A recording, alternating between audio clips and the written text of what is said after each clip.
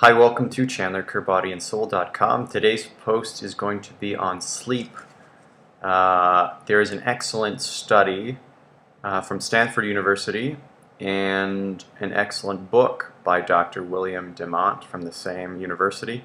His book is entitled The Promise of Sleep. So when it comes to sleep, again, the answers are found in nature because God created the universe intelligently and in a way that would provide for mankind even before electricity and indoor plumbing and the internet and the light bulb. So you can look to nature for the answers about sleep, and the studies out of Stanford are indicating that the magic number, if you would, is 8 hours per day or per night. And you stray even an hour, too much or too little, away from that, and you start running into problems. Not only too little sleep depresses the immune system, but too much sleep as well. And the effects of getting too much, but especially too little, sleep are accumulative, meaning you can't sleep 4 hours Monday through Friday, and then on the weekend expect to sleep 12 hours, and then have you make up lost time. It doesn't really work that way.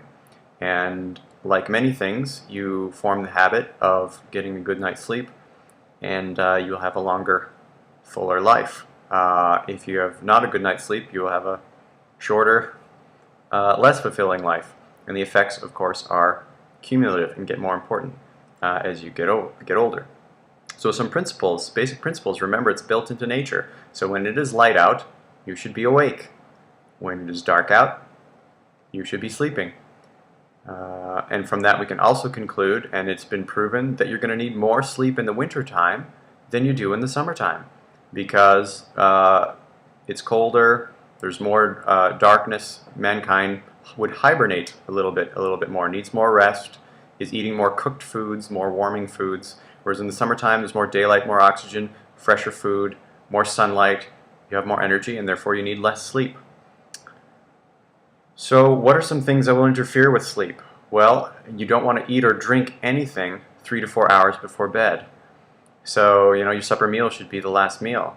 And, no snacking or drinking or any of that, because any of that is going to affect the quality of your sleep and whether or not you'll be waking up throughout the night.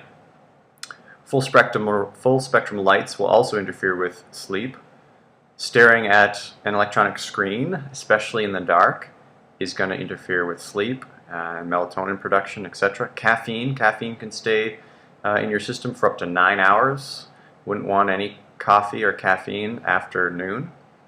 Alcohol disturbs sleep. People think that somehow I can just have a few drinks and I'll go to bed and it will relax me. And yes, it may help put you to sleep or pass out, but the quality of your sleep is going to be drastically reduced, and you're going to wake up several times during the night. Cold feet can interfere with sleep. Wear bed socks if you have to. If the temperature is too hot, it can also interfere with sleep. And a troubled conscience interferes with sleep. How about that? So, go to confession,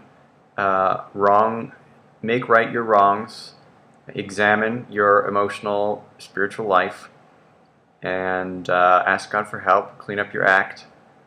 Work on your emotional childhood issues, and stop medicating with things like alcohol or food or drugs or sex, and a peaceable conscience will go a long way for you to have a good night's sleep. So praying you holiness, happiness, and health, I'm Chandler Kerr.